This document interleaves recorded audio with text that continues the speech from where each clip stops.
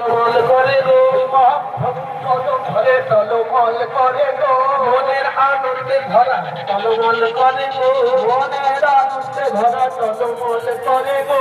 আপনার কীর্তন তো শুনলাম, এবার আমার কীর্তনটা শুনুন।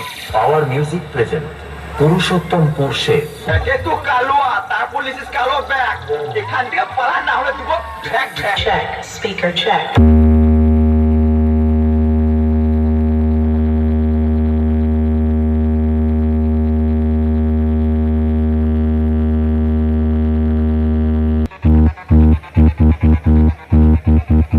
मैं अपने विरोधियों को ये चेतावनी देता हूं कि कान खोलकर सुन बेटा, मैं कालों के काल महाकाल का भक्त हूं। मुझे हराना इतना आसान नहीं है जितना तुम सोचते हो।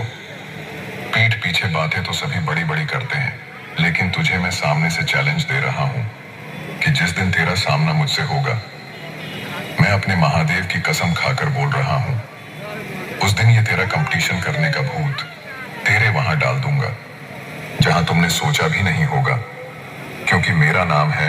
पावर म्यूजिक प्रेजेंट पुरुषोत्तमपुर से और इसी चेतावनी के साथ ले थाम का बेस का प्रहार।